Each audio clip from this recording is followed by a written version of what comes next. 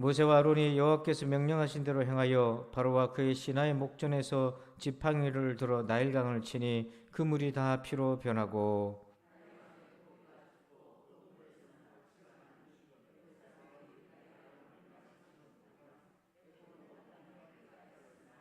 애굽 요술사들도 자기들의 요술로 그와 같이 행함으로 바로의 마음이 완악하여 그들의 말을 듣지 아니하니 여호와의 말씀과 같더라.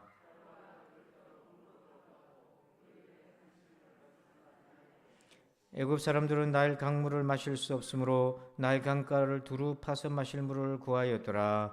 여호와께서 나일 강을 치신 후에 이래가 지나니라. 아멘. 할렐루야. 오늘은 내 안의 완악함이라는 주제로 우리 출애굽기 강의 10번째 시간 함께 은혜를 나눕니다. 자, 우리 14절 한번 보실까요? 14절 우리 한번 같이 읽어봅시다. 시작. 여호와께서 모세에게 이르시되 바로의 마음이 완강하여 백성 보내기를 거절하는도다. 아멘. 거기 보면 바로의 마음이 어떻다고 되어 있습니까? 완강하다. 하나님과 사람 사이에 장애물이 있는데 그게 우리 안에는 완악함, 완강함이라는 거죠. 지금 바로가 그렇다는 거잖아요. 그래서 오늘 바로라고 하는 거울에 우리 자신 한번 비춰보자는 겁니다. 나는 바로의 완강함 또는 완악함의 거울에 비쳤을 때 내 모습은 어떤 모습으로 비춰질까? 우리 그런 마음으로 오늘 바로의 거울로 내 안에 혹시 나도 이런 완악함이 있지는 않겠는가? 우리 자신을 잘 살펴서 흥연한 오늘 말씀을 우리 함께 나누다가 여러분이 깨달아지는 바가 있다면 그 예수의 이름으로 완악함이 사라지시기를 축원합니다. 자, 우리 첫 번째는 우리 3절 말씀 보십시다. 3절입니다. 시작. 내가 바로의 마음을 완악하게 하고 내 표징과 내 이적을 애굽 땅에서 많이 행할 것이나. 원래는 7장 전체를 봐야 되지만 오늘 요약해서 읽었는데 3절에 보니까 바로의 마음이 완악해서 하나님이 어떻게 하신다고 되어 있습니까? 표징과 이적을 애굽 땅에서 어떻게 해요? 많이 행할 것이다. 지금 하나님이 표적과 이적을 많이 행할 것이다 하셨는데 그 이유가 뭐 때문이라고요? 바로의 마음이 뭐해서? 완악해서. 그러니까 도무지 표적과 기적과 이사가 아니면은 못 믿겠다? 사실은 그게 뭐냐면 마음이 완악하다. 그래서 그렇게 하실 때가 있다는 거죠. 우리 완악함에 대해서 두 종류가 있는데 하나는 뭐냐면 결과적인 완악함입니다. 허용적인 완악함과 결과적인 완악함인데 허용적인 건 뭐냐면 이 바로가 계속해서 고집을 피우는 거예요. 그래서 하나님께서 내버려 두시는 겁니다. 그러다 보니까 결국에는 완악해져 가는 거고 결과적 완악함이라는 게 또 뭐냐면 바로가 자꾸 하나님 앞에 불순종하죠. 그게 쌓이고 쌓여서 나중에는 걷잡을 수 없이 완악해진다. 그러니까 오늘 하나님이 의도적으로 바로의 마음을 악하게 만들었다는 게 아니고 바로의 마음이 악할 때에 하나님께서 여러 번 경고했지만 듣지 않으시니까 내버려 두신 거고 그리고 그 결과적으로 완악하게 돼버렸다. 우리도 그렇습니다. 우리도 이 믿음의 성도가 온유한 성도가 왜 완악해지겠습니까? 하나님께서 경고하신 바를 듣지 않다 보면 내버려 둠을 당하고 그러다 보면 그게 쌓여서 결과적으로 정말 믿지 않은 사람보다 더 악독한 사람으로 변질될 수 있는 거잖아요. 자, 그런데 여기서 보면 참 역설적인 것이 표징과 이적이 역설적인 의미가 뭐냐면 완악합니다. 왜냐하면 그만큼 안 믿으니까, 그만큼 듣지 않으니까. 그래서 여러분 마가복음 16장 14절 한번 읽어봅시다. 시작. 그 후에 11 제자가 음식 먹을 때에 예수께서 그들에게 나타나사 그들의 믿음 없는 것과 마음이 완악한 것을 꾸짖으시니 이는 자기가 살아난 것을 본 자들의 말을 믿지 아니함일러라. 아멘. 자, 예수님이 부활하신 주님이 제자들 앞에 나타나셨어요. 그러면서 책망을 했습니다. 그들의 마음이 어떻다고 꾸짖었습니까? 완악했다. 근데 완악함에 짝이 있어요. 어떤 거죠? 믿음이 없는 거. 그게 완악합니다. 근데 뭘 보고 완악하다고 하셨냐면 꾸짖으시니 이는 자기가 살아난 것을 본 자들의 뭐를 이게 뭐예요? 복음이잖아요. 복음을 뭐하지 않아서? 듣지 않아서. 그러니까 주님이 기뻐하시는 건 뭐냐면 복음을 듣고 믿는 것을 기뻐하신다는 거예요. 우리는 보면 믿겠다. 그래서 도마도 20장 요한복음 20장 29절에 예수께서 이르시되 너는 나를 본 거로 믿느냐. 이 말은 네가 표징과 이적을 경험해서 믿느냐. 보지 못하고 믿는 자들은 뭐예요? 복되도다. 여기 복되도다는 더 복되도다라는 의미가 들어가 있다고 전에 한번 설명을 했어요. 그러니까 우리 예수님이 기뻐하시고 복 있는 믿음은 뭐냐면 보지 못하고 믿는다. 이게 뭐냐면 말씀을 듣고 믿는 거죠.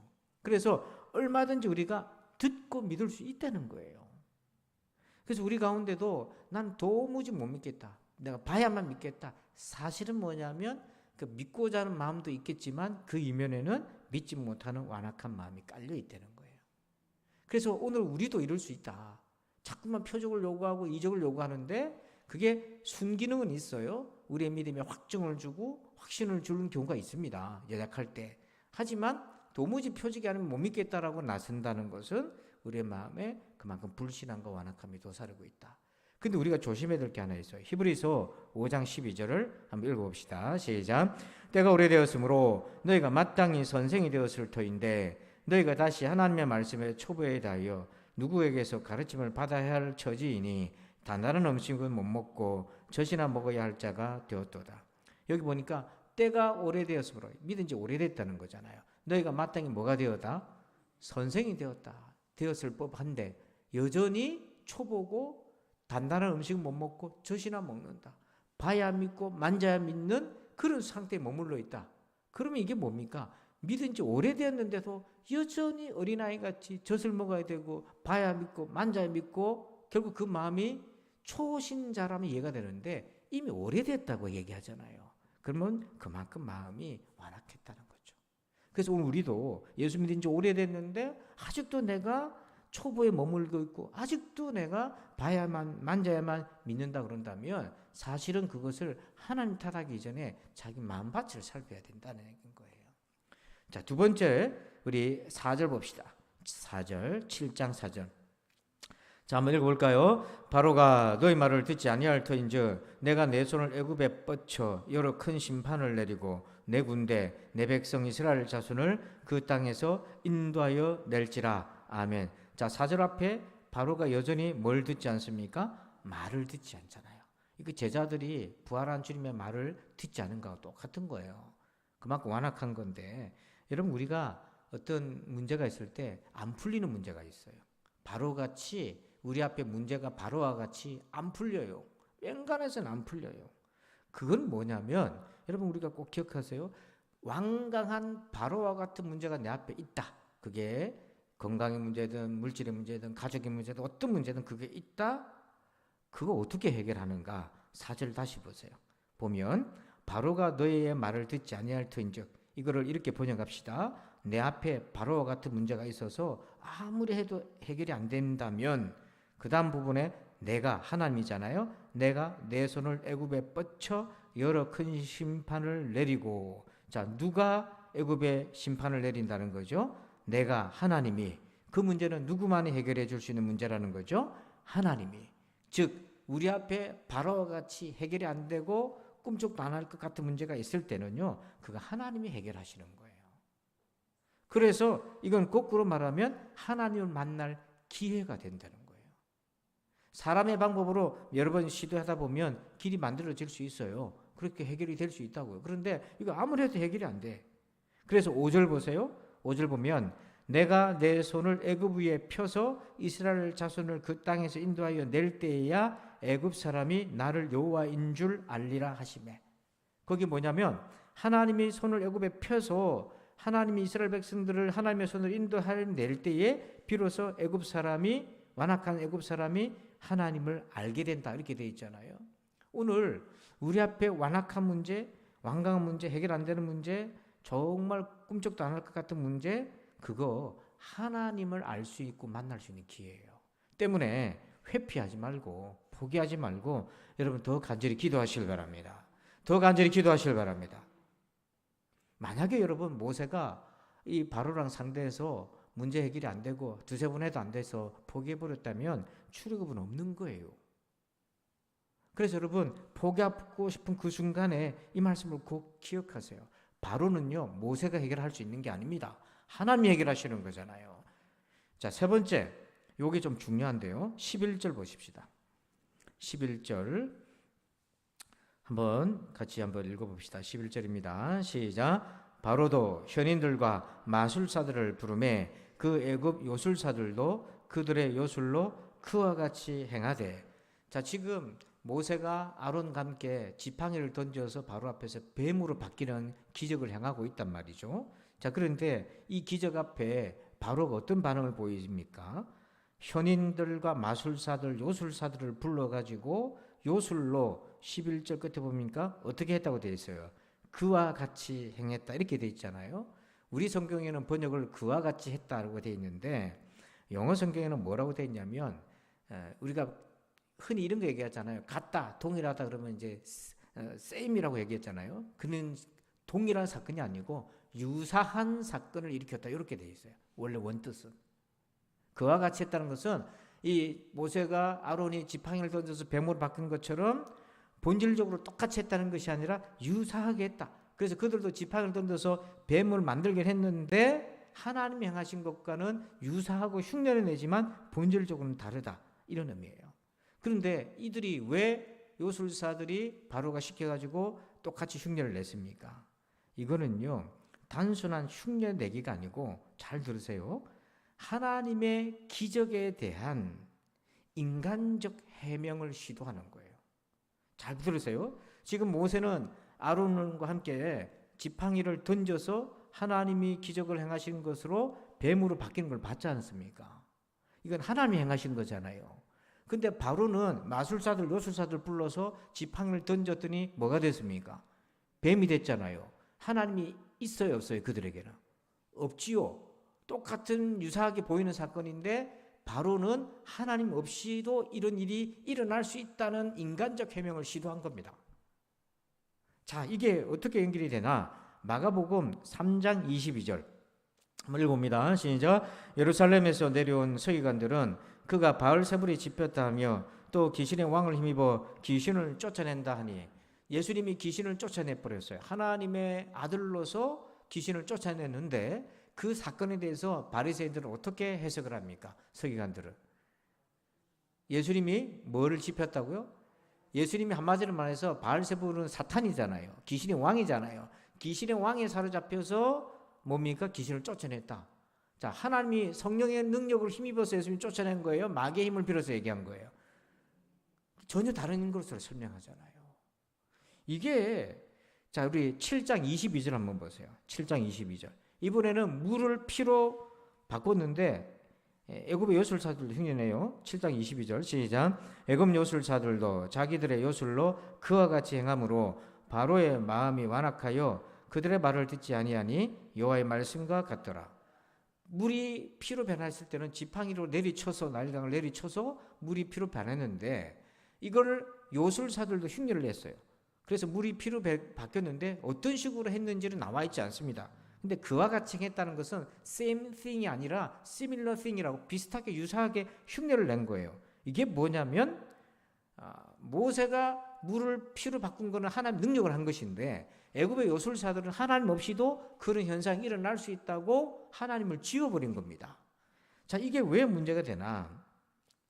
자, 여러분, 우리 지금 현대과학 기술들이 어떻게 합니까? 하나님의 영역을 모방하면서 하나님 없이도 그런 일이 일어날 수 있다고 끊임없이 재현하고 시도하는 거예요. 이게 얼마나 위험한지요. 얼마나 우리에게 도전적인지요. 우리 청년들과 주일날 성경 공부하는 게 뭐냐면 변증 스터디 하는 거거든요. 처음에는 애들과 성경 구절 가지고 공부하다가 애들 마음속에 해결 안 되는 문제가 있어요. 왜냐하면 이게 창조냐 진야냐, 성경은 정말 진리인가, 똑바로 기록됐는가, 성경은 원본이 없고 사본이 있댔는데 이게 전수 과정에 문제는 없는가, 이런 고민들을 한단 말이에요. 근데 그런 것들에 대해서 쭉 다루어 가는데, 여러분 지금 이제 과학이 발달하면서 무신론자들이 과학을 통해서 하나님으로 설명되었던 영역에 하나님을 지워버리고 과학으로 설명을 해버리는 겁니다. 그러면 하나님 없어도 이런 일이 일어나니까 하나님 없어도 설명이 된다 이 말이죠. 근데 실제로 그런 건 아닌데 유사하게 그렇게 한다는 거예요. 자, 그래서 12절 한번 봅시다. 12절 읽어봅니다. 시작. 각 사람이 지팡이를 던지매 뱀이 되었으나 아론의 지팡이가 그들의 지팡이를 삼키니라. 이게 뭐예요? 영적 대결이 일어났는데 모세도 아론도 지팡이를 던져서 뱀이 됐고 애굽의 여술사도 던져서 뱀이 됐는데 이 둘이 싸워가지고 결국에는 이 아론의 지팡이가 애굽 야술사들의 지팡이를 뭐 해버렸다? 삼켜버렸다. 이건 뭐냐면 똑같은 역사가 아니라는 거예요. 이거는 바로의 요술사들은 불충분한 설명으로 하나님의 역사를 부정해버린 겁니다.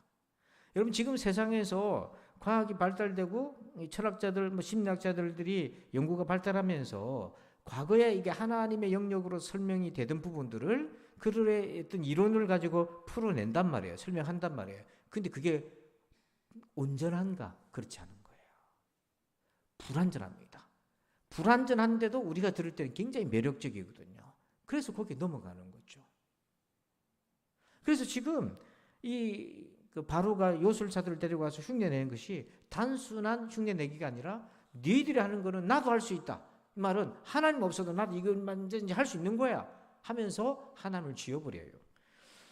오스왈드 챔버스 목사님이 쓴 순종이라는 책에 보면 1907년도 2월 4일 날에 자기 형과 형수에게 보낸 편지가 있는데 거기 내용에 이런 글귀가 있어요. 혹시 보입니까? 안 보여요? 글자가 작아졌네. 제가 한번 읽어볼게요. 하나님의 말씀을 인간의 체험에 맞게 희석시키려는 사람들과 전혀 타협하지 마십시오. 그 대신 하나님께 우리의 체험을 주의 말씀에 들어 올리도록 하십시오. 그러니까 여러분 하나님이 말씀하셨는데 그 말씀을 그대로 믿고 반응하는 게 아니라 그 말씀을 자기가 경험한 테두리 내에서 설명하려고 하는 거예요. 그러니까 어떻게 됩니까? 그런 과정을 통해서 말씀은 왜곡이 되는 거예요. 그러니까 예를 들어 예수님이 귀신을 쫓아냈다. 그런데 예수를 믿지 않는 사람들은 그 사건을 그런 현상이 있으니까 어떻게 설명합니까? 어떤 무의식 속에 억눌린 억압에 의해서 정신적인 문제가 생겨서 그걸 저런 식을 통해 가지고 정화시켰다. 물론 그런 경우도 있습니다. 없는 게 아니에요. 그런데 이건 분명히 귀신의 역사고 예수께서 쫓아내신 건데 그런 심리학적인 설명으로 풀어버리는 거예요. 그럼 모르는 사람들 같으면 그게 맞는 것 같은 거죠. 이런 식으로 하나님의 역사를 인간의 지식과 경험의 그 틀 안으로 희석시키는 거예요. 이걸 조심해야 된다. 그래서 우리는 우리의 경험과 지식과 체험은 하나님 말씀 따라갈 수 없잖아요.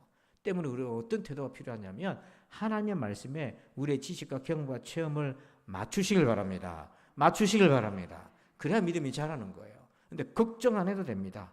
왜냐하면 우리 하나님의 말씀은 진리이기 때문에 이게 잘못 방향을 잡아 2단 같으면 넘어가죠. 2단 같으면 넘어갑니다. 근데 그렇지 않잖아요. 자, 그 다음에 우리 보십시다. 13절 한번 보십시다. 그 다음 완악한 부분은 13절 읽어봅니다. 시작. 그러나 바로의 마음이 완악하여 그들의 말을 듣지 아니하니 여호와의 말씀과 같더라. 아멘. 바로의 마음이 어땠다고 되어 있어요? 완악했다. 이 마음이 완악한 거예요. 근데 이 완악하다는 것은 뭐냐면 바로의 마음의 고도가 높이잖아요. 그 고도가 교만한 거죠. 어느 정도까지 높아져 있나? 자, 이사야서 14장 12절부터 14절. 자, 우리 같이 한번 읽어봅시다. 시작. 너 아침의 아들 계명성이여 어찌 그리 하늘에서 떨어졌으며 너 열국을 엎은 자여 어찌 그리 땅에 찍혔는고 네가 네 마음에 이르기를 내가 하늘에 올라 하나님의 뭇별 위에 내 자리를 높이리라. 내가 북극 지폐의 산 위에 앉으리라. 가장 높은 구름에 올라가 지극히 높은 이와 같아지리라 하는도다. 거기에 12절 앞에 너 아침의 아들 계명성이여, 본문 이사야서의 맥락에서는 바벨론을 얘기하는 거예요. 우리가 이것을 영적으로 보면 사탄을 얘기하기도 하고요. 그런데 이 바벨론의 특징이 있습니다. 보니까 이제 12절에 추락을 하고 이제 망하게 된다는 건데 이유가 있어요. 13절 보니까 마음을 높여서 하나님의 뭇별 위에 내 자리를 높이리라. 하나님보다 높아지겠다고 하는 거잖아요. 그러니까 바벨론은요, 하나님의 종이었어요. 막대기였어요. 이스라엘이 하도 말을 안 들으니까 하나님이 처음에는 아수르라는 막대기로 북이스라엘을 쳤어요. 그럼 남유다가 회개할 줄 알았는데 버티는 거예요. 그러니까 이번에는 바벨론을 들어가지고 남유다를 예루살렘을 때렸습니다. 근데 그 과정에서 바벨론이 지가 진짜 하나님인 줄 알고 교만해가지고 하나님이 하라고 한 그 영역을 벗어나 버렸어요. 그게 교만인 거예요.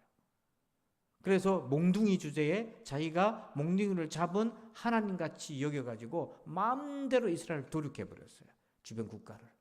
그래서 하나님께서 이 교만해진 바벨론을 심판하시는데 어떻게 심판합니까? 바사 제국, 페르시아 제국을 들어서 이 초롱성 바벨론성, 이 바벨론의 모든 제국들을 다 멸망시켜버리죠.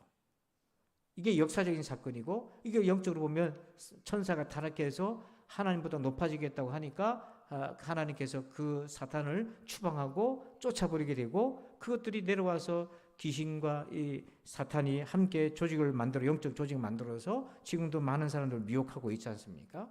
바로가 마음이 완악하다는 게 뭐냐면 바로 이와 같이 마음의 고도가 하나님보다 높아져 있어요. 그래서 지금 본격적인 재앙이 들어가기 전에 먼저 지팡이를 가지고 뱀으로 만들었지 않습니까? 이거는 재앙이 아니잖아요.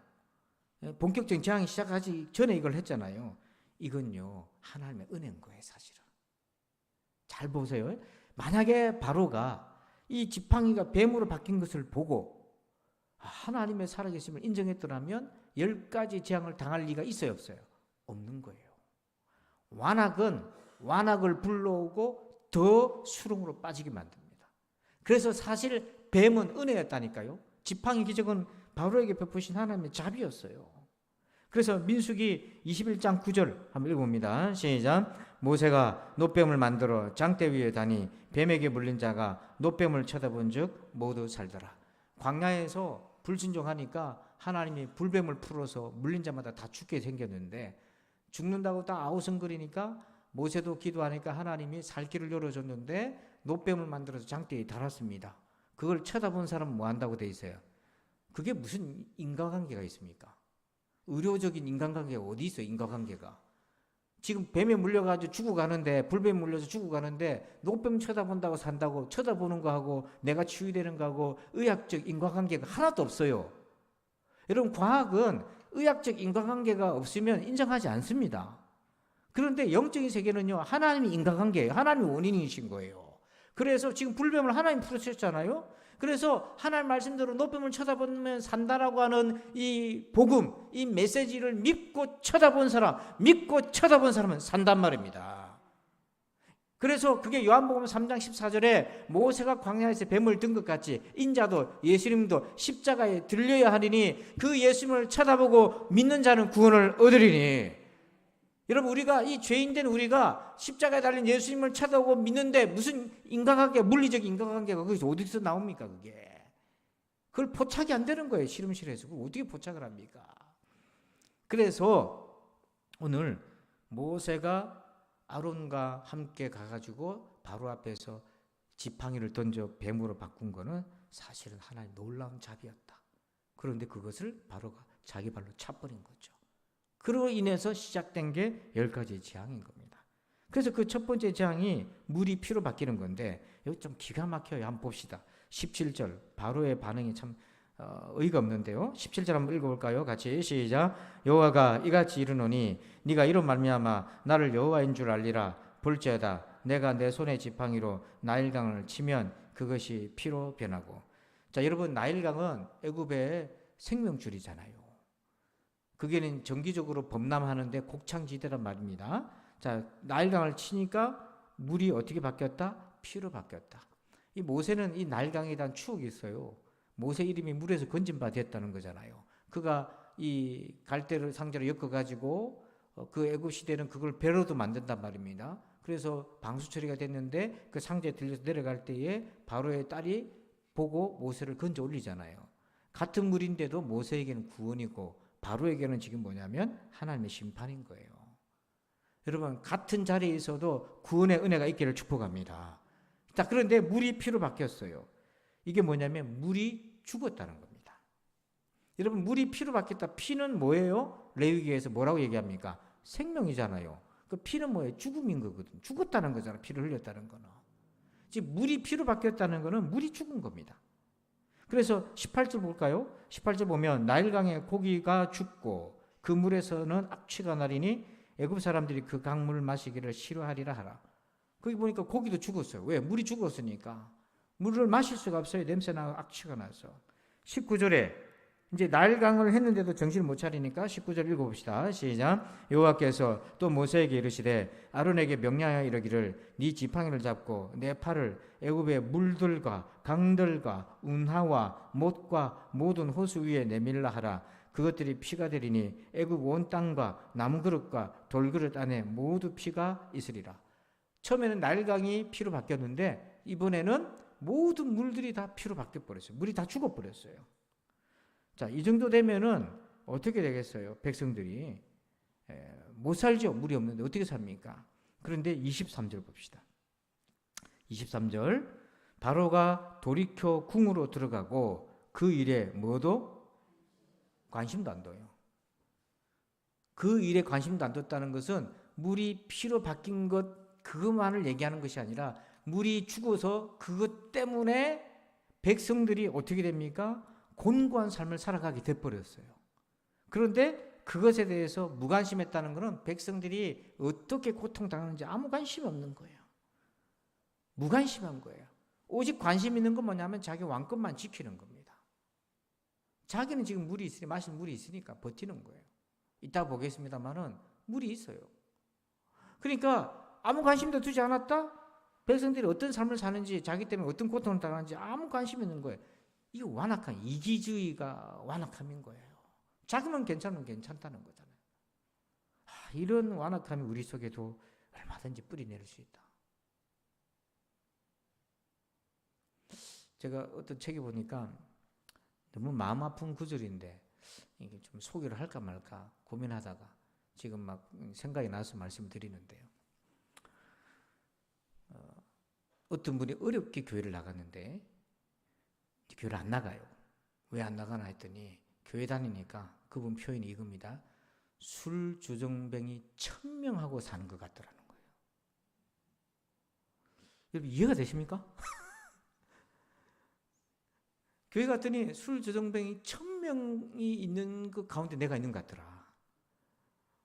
안 간다 나 이제 그러더라는 거예요. 오죽하면 그런 표현을 썼겠어요. 미국 분입니다. 미국 분이 쓴 건데. 그러니까 우리 안에도 이런 지독한 이기주의가 있어서 물론 저를 포함해서 모두가 다 그런 것이 있겠지만 이 지금 무관심한 거예요. 전혀 관심 없고 자기한테 해만 안 되면 신경도 안 쓰고 이러고 자기 궁으로 확 들어가 버렸다. 문 닫고. 이런 완악함. 공동체는 뭡니까? 교회 공동체는 나만 괜찮으면 괜찮은 게 아니잖아요. 서로 연결되어 있지 않습니까?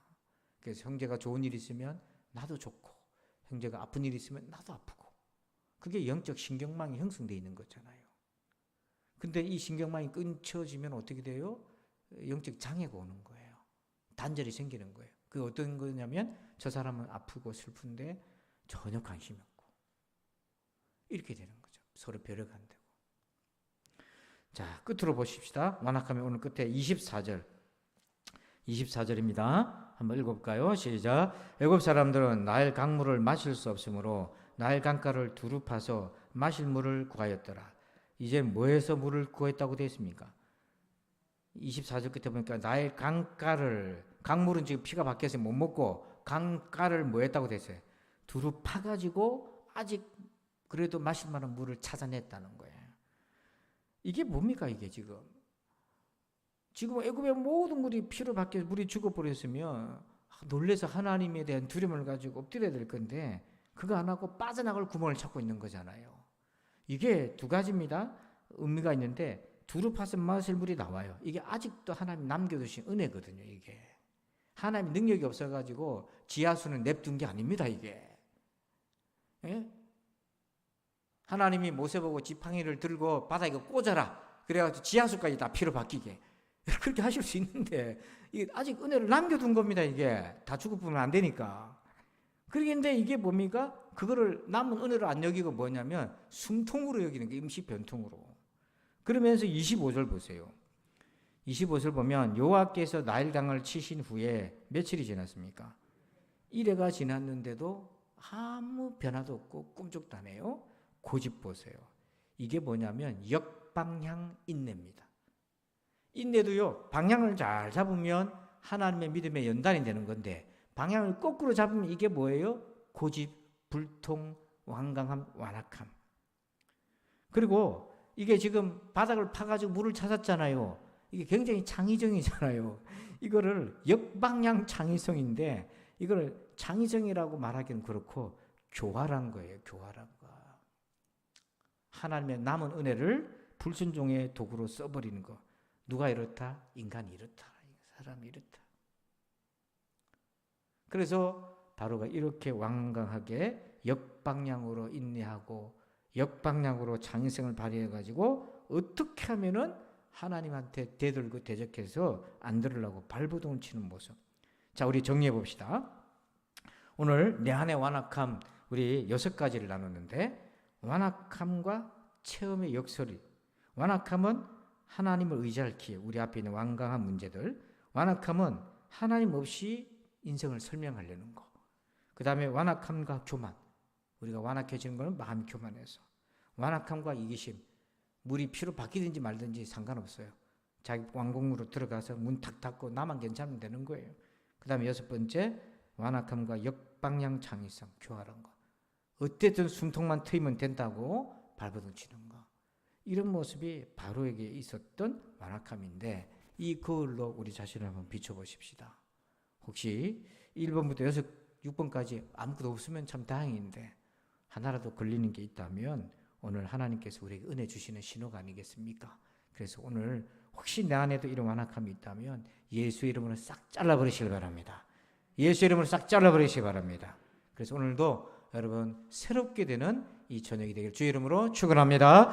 아버지 하나님 감사합니다. 오늘 말씀을 받았습니다. 내 안에도 오늘 바로의 거울을 쳐다보면서 이 완악함이 있지는 않은지 보았습니다. 하나님 기도할 때 하나님 다시 이 말씀을 기억나게 해주시고 깨닫게 해주셔서 잘 적용하게 도와주시옵소서. 그래서 우리 하나님을 기쁘시게 하는 믿음의 사람으로 오늘 한 걸음 한 걸음 전진케 하여 주옵소서.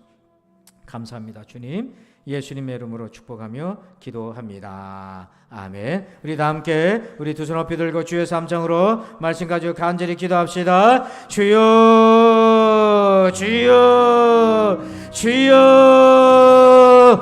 아버지 하나님 감사합니다. 주님 감사합니다. 하나님 오늘 말씀을 주신 하나님 듣고 깨닫게 하여